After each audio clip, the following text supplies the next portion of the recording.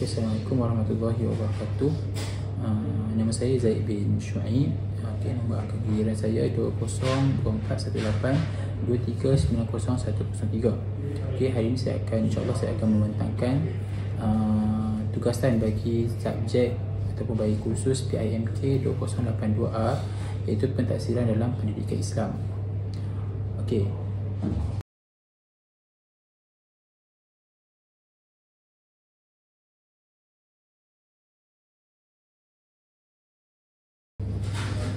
Tajuk yang akan saya bentangkan hari ini adalah iaitu pentaksiran murid inklusif dan berkeperluan khas. Pembentangan ini membincangkan tentang pentaksiran murid inklusif dan berkeperluan khas MBPK.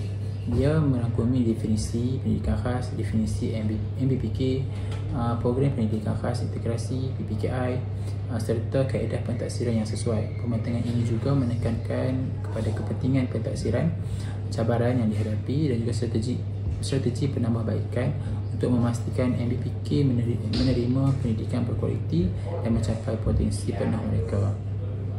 Baik, kita tengok sebelum kita masuk dengan lebih lanjut, kita tengok dulu isi kandungan apa yang terdapat di dalam pembintangan saya, iaitu yang pertama pengenalan, latar belakang dan tujuan pentaksiran murid inklusif dan berkeperluan khas. Yang kedua, definisi murid berkeperluan khas, berkeperluan pendidikan khas MBPK, kategori dan juga statistik MBPK. Yang ketiga, definisi pendidikan khas, konsep dan prinsip asas pendidikan khas. Dan yang keempat adalah program pendidikan khas integrasi PPKI, jenis dan juga matlamat PPKI. Kita tengok kepada definisi pendidikan khas. Maksud pendidikan khas adalah pendidikan yang direka khusus untuk memenuhi keperluan unik murid berkeperluan khas. Menurut Akta Pendidikan 1996, pendidikan khas bermaksud pendidikan yang disediakan untuk murid-murid yang mempunyai keperluan pendidikan khas. Tujuan pendidikan khas ini adalah untuk memaksimumkan potensi murid dalam bidang akademik, sosial dan fizikal. Jadi antara tujuan utama Kementerian Pendidikan Malaysia mewujudkan pendidikan khas ini adalah untuk menyediakan persekitaran pembelajaran yang sesuai. Yang seterusnya, yang kedua, membangunkan kemahiran hidup, dan yang ketiga, untuk meningkatkan keyakinan diri. Tadi kita dah tengok definisi pendidikan khas. Sekarang kita tengok pula definisi murid berkeperluan pendidikan khas, iaitu MBPK. Maksud murid berkeperluan khas MBPK ini adalah murid yang memerlukan perubahan dan suai manfaat dalam kurikulum, kaedah pengajaran atau persekitaran. So itu adalah maksud ataupun definisi MBPK. Seterusnya kita tengok kepada kategori. Apa yang boleh dikategorikan, kita boleh kategorikan murid itu sebagai murid MBPK. Yang pertama adalah masalah pembelajaran, seperti contoh disleksia ataupun disgrafia. Yang kedua, masalah tingkah laku. Masalah tingkah laku ni contohnya macam hyperaktif. Seterusnya, yang ketiga, masalah fizikal, kecacatan penglihatan, kecacatan penglihatan dan pendengaran. Itu termasuk dalam masalah fizikal. Seterusnya, autism dan lain-lain. So itu adalah antara kategori-kategori MBPK. Menurut statistik, anggaran 10 hingga 15% daripada populasi murid mempunyai keperluan pendidikan khas. Maksudnya kat sini dalam satu sekolah tu akan ada juga murid-murid yang memerlukan kepada murid-murid yang mempunyai masalah ataupun murid-murid yang berkeperluan khas ini. Tadi kita dah tengok kepada MBPK. Sekarang kita tengok pula program pendidikan khas integrasi, iaitu PPKI. So kita ada 3 jenis ataupun 3 bentuk PPKI. Yang pertama adalah integrasi separa. Integrasi separa ni bermaksud sebahagian masa di kelas khas, sebahagian di kelas arus perdana. Maksudnya kat sini murid-murid yang berkeperluan khas ni, bila dia berada dalam program pendidikan khas dalam kategori integrasi separa, dia perlu berada di kelas khas separuh masa, dan separuh lagi dia perlu berada di kelas aliran perdana, arus perdana. So kelas yang biasalah. Seterusnya integrasi penuh.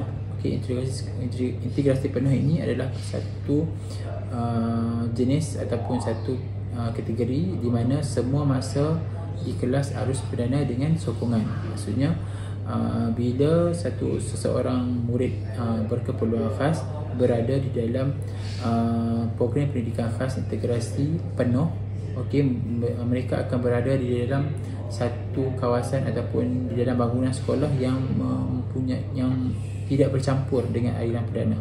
Okey, tidak, dia hanya memang khusus untuk murid-murid berkeperluan khas sahaja. Okey, yang seterusnya adalah matlamat. Okey, matlamat penubuhan pendidikan khas integrasi ini adalah untuk meningkatkan keyakinan diri, meningkatkan sosial dan pencapaian akademik MBBK. Maksudnya kat sini kita tidak menganaktirikan murid-murid yang berkeperluan khas. Kita nak membantu untuk nak tingkatkan keyakinan diri mereka dan juga kemahiran sosial mereka dan juga akademik mereka, okay, supaya mereka ini mendapat pendidikan inklusif yang sama rata dengan murid-murid arus perdana. Seterusnya kita tengok kepada pentaksiran murid inklusif dan MBBK. Okay. Sebelum kita tengok dengan lebih lanjut, kita tengok dulu adalah definisi pentaksiran murid inklusif dan MBBK ni. Okay.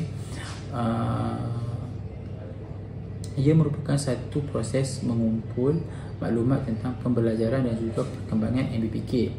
Okay. So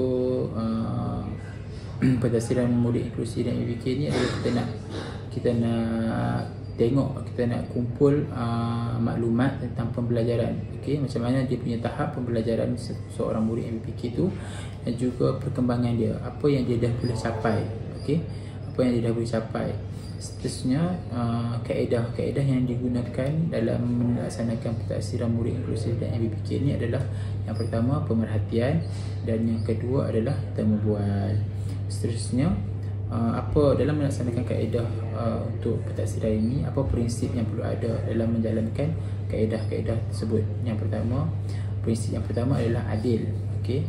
Yang kedua adalah sahih, yang ketiga boleh dipercayai, yang keempat relevan dan yang kelima adalah fleksibel. Okey.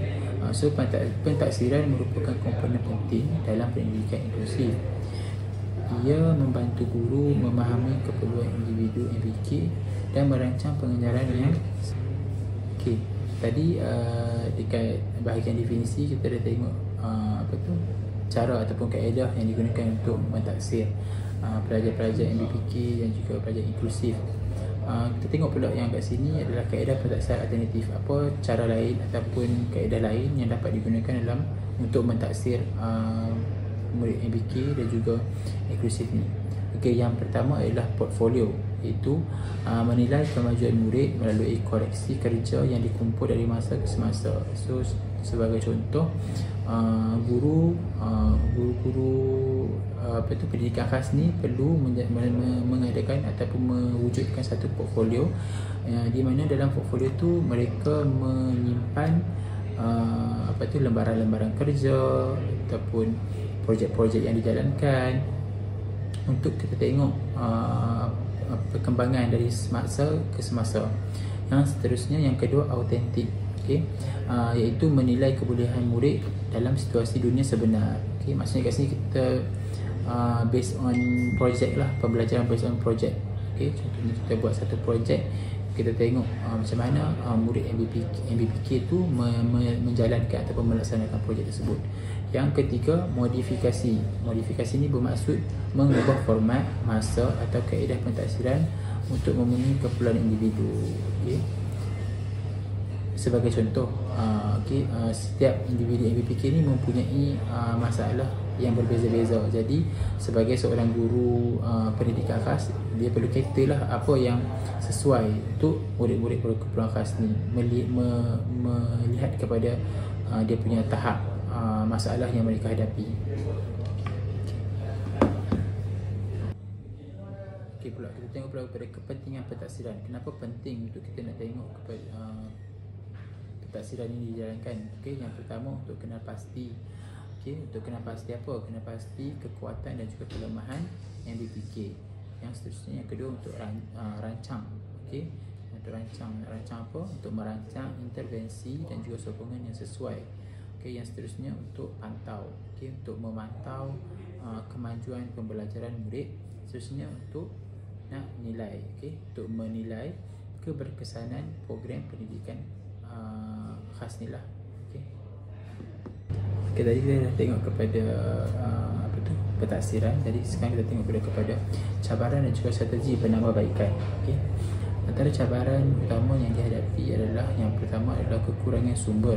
Okey, kekurangan sumber di sini dari segi fasiliti dan kemudahan yang ada. Jadi pihak yang berwajib perlulah menyediakan sumber ataupun memberikan akses untuk memudahkan pendidikan khas ini untuk dijalankan. Seterusnya adalah kekurangan latihan guru. Okey, kekurangan latihan guru juga menjadi cabaran utama dalam kita nak laksanakan pentadsiran inklusif ini. Seterusnya sikap negatif, iaitu tanggapan negatif masyarakat, ibu bapa itu sendiri. Kadang-kadang ada ibu bapa yang malu anak dia ini lain daripada orang lain. Okey, tapi sebagai ibu bapa dia perlu melihat ke depan lah, untuk melihat masa depan anak-anak dia. Okey, jangan disebabkan tanggapan negatif masyarakat dia nafikan hak belajar untuk anak tu. Okey. Seterusnya kita tengok kepada strategi macam mana nak tambah baik. Okey. Yang pertama adalah latihan berterusan untuk guru. Okey, latihan berterusan ni adalah long pembelajaran sampai hajat untuk guru tu sendirilah. Macam mana dia nak keep update ataupun dia nak bagi diri seorang guru tu mempunyai ilmu yang panggil berkembang kan. Jadi guru tu perlu menambah dia punya ilmu pengetahuan. Seterusnya, yang kedua, penyediaan sumber yang mencukupi. Okey, penyediaan sumber yang mencukupi dari persegi aspek fasiliti dan juga kemudahan. Okey, kalau kita tengok kat sini tak banyak pun sekolah-sekolah integrasi sekolah-sekolah PPKI ni. Jadi dengan menambah sekolah-sekolah PPKI ni dapat menjadikan pendidikan khas ni sebagai pendidikan yang inklusif kepada semua murid yang berkeperluan khas. Seterusnya, peningkatan kesedaran dan penerimaan inklusif. Okey, jadi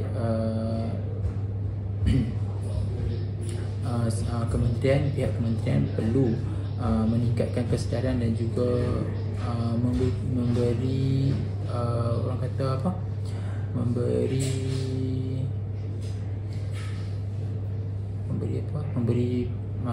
macam mengwar-warkan lah tentang penerimaan inklusif ini. Okey, supaya apa? Supaya tidak berlaku persepsi terhadap murid-murid berkeperluan khas. Okey, sebagai kesimpulan, pentadsiran yang berkesan adalah penting untuk memastikan MBK mendapat pendidikan yang berkualiti. Okey, pendekatan inklusif memerlukan pentadsiran yang adil, relevan dan fleksibel. Melalui pentadsiran yang tepat, kita dapat membantu MBPK mencapai potensi penuh mereka. Penting untuk terus meningkatkan kesedaran dan penerimaan inklusif dalam kalangan guru, ibu bapa dan masyarakat. Dengan kerjasama semua pihak, kita dapat mewujudkan persekitaran pembelajaran yang menyokong dan memperdayakan atau memberdayakan MBK.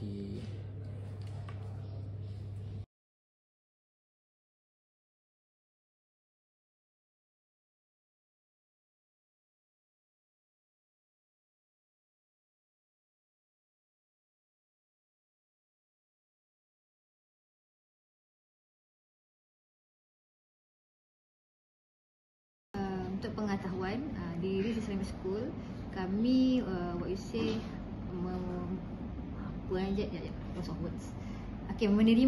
kami menerima pelajar-pelajar yang berkeperluan khas, termasuk dari segi yang immediate ataupun yang mild saja. Okey, kami tak menerima yang berat. Kerana apa? Kami masih percaya bahawa bila mana pelajar seperti ini yang dimasukkan dalam aliran perdana dapat membantu mereka lebih belajar dan juga dari segi skill-skill tertentu, terutamanya dari segi komunikasi. Sebab saya dan kami yakin percaya bila mana pelajar-pelajar ini bersama dengan pelajar biasa dapat meningkatkan dari segi komunikasi mereka, keyakinan diri mereka dan penyesuaian. Sebab bila mana di luar sana banyak juga yang mereka hadapi, tapi bila di start di sekolah sedikit demi sedikit dia akan membantu mereka untuk lebih beradaptasi dengan situasi.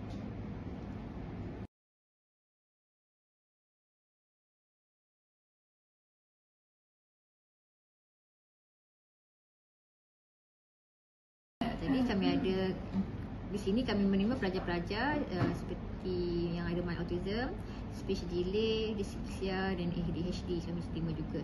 Cuma bila mana mereka bersama di sini pelbagai cabaran juga dan isu-isu yang mereka hadapi, especially in terms of rutin. Ada certain pelajar yang especially yang autism, dia tak biasa dengan rutin, dan bila rutin mereka terganggu, dia akan pada awalnya akan mengamuk, akan tantrum, tak tahu macam mana, and then meltdown, all those stuff. So bila lama-lama kelamaan kita terapkan rutin, mereka akan terbiasa. Sama juga dengan pelajar-pelajar yang menghadapi dyslexia, dia akan menghadapi masalah untuk capture the subject. Dia akan payah untuk belajar spesifik subjek dan akan agak ke terbelakang daripada pelajar-pelajar lain. Tapi inisiatif kami di sini is kami akan adakan special paper untuk mereka supaya mereka still masih dapat subjek, cuma dalam level mereka masing-masing. So itu antara isu-isu yang pelajar hadapi, tapi kami cater dengan mengadakan paper special ataupun membiasakan dengan rutin supaya in the end mereka masih dapat belajar dengan elok dan dapat mengadaptasi dengan elok di sini, insya-Allah.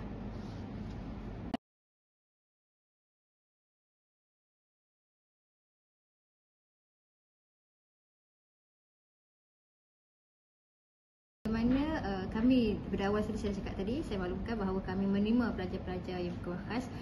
Justru itu kami ada pelbagai orang kata kemudahan-kemudahan dan juga orang kata pelbagai kemudahan untuk pelajar-pelajar. Cumanya untuk pihak kami masih ada yang kami perlu tambah baik dari segi kekurangan guru. So setakat ini kami hanya ada seorang guru yang akan datang ke primary school ataupun sekolah rendah kami untuk masuk ke kelas. Untuk masuk ke kelas, memberi bimbingan pada cikgu dan juga anak murid sendiri. So bila mana cikgu itu membantu akan memudahkan dari segi proses belajar tersebut, dan juga cikgu sendiri untuk kena pasti macam mana sebenarnya untuk menangani pelajar-pelajar seperti ini. So itu antara apa yang kekurangan dan apa yang kami cuba ke hadapan untuk menambahbaikkan dari segi kekurangan guru lah, especially. Seterusnya yang kami nampak cabarannya dari segi pelajar itu sendiri. Pelajar itu sendiri bersama dengan kelompok pelajar yang lain. Sebab kami di sini tak mengiklankan bahawa ini pelajar yang special begitu begini, supaya kita nak menjaga hak diri pelajar yang berkebutuhan khas tu. Sebab kita nak supaya mereka terjaga aibnya semua. Cumanya bila mana pelajar lain tidak tahu apa yang dia hadapi, akan menyukarkan dari segi komunikasi. Mereka tak faham kenapa kawan ni tiba-tiba cakap ke, contohnya kawan-kawan tiba-tiba pegang tangan dia ke, tiba-tiba menjerit dalam satu kelas.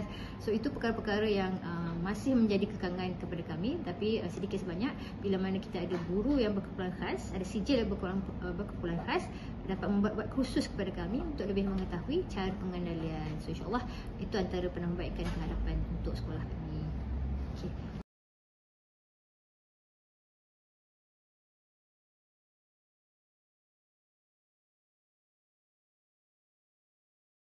Okay, insya-Allah memandangkan kita ada pelbagai isu yang dihadapi di sekolah sendiri, kami sendiri. So antara lain yang kami akan tambah baik cadangan untuk sekolah is more kepada menambahkan lagi kursus-kursus untuk guru biasa, untuk at least tahu apa dan bagaimana untuk menghadapi pelajar berkeperluan khas. Itu yang pertama. Yang seterusnya saya melihat kepada kemudahan. Kami setakat ini hanya ada satu kemudahan saja di bangunan preschool. Mungkin di sini kita boleh tambahkan sedikit, mungkin dari segi orang kata permainan atau peralatan yang sesuai untuk pelajar-pelajar di sini, untuk dia at least gunakan ataupun cikgu gunakan untuk mengendalikan pelajar bila dia meltdown ke, bila dia orang kata apa, tantrum ke, something like that.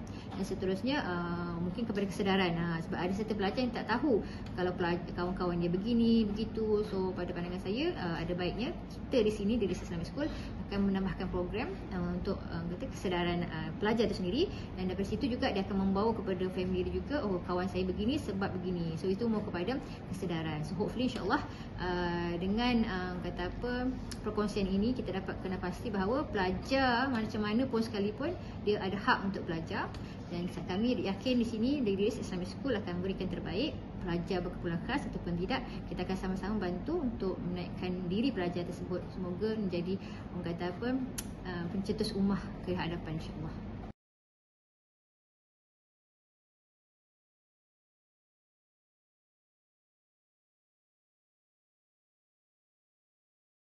Okey, kesimpulan daripada apa yang saya dapat daripada wawancara ini, more kepada bila mana masyarakat ataupun ibu bapa sendiri tak nak declare anak dia mempunyai masalah autism ke, itu akan mencetuskan kesusahan pada pelajar tersebut, dan bila mana begitu akan merosakkan juga institusi sekolah sendiri. Bila mana cikgu pun tak tahu macam mana nak handle, kawan-kawan pun tak tahu kawan dia special ataupun berkeperluan khas. So in the end balik kepada masyarakat, semua akan merosakkan masyarakat. So saya yakin dan percaya bila mana semua sedar bahawa anak-anak yang berkeperluan khas masih ada potensi, masih ada hak dia yang kita perlu tunaikan. Semoga kita sedar itu dan dapat sama-sama membantu pelajar-pelajar yang berkeperluan khas untuk berjaya dengan mengincludekan mereka dalam aliran perdana. Sedikit sebanyak kita bantu, dan dengan kata apa, keperluan gurunya cukup, keperluan barang-barang sokongan ataupun bahan-bahan sokongan akan membantu pelajar itu berjaya juga walaupun mereka berkeperluan khas, insya-Allah, biiznillah.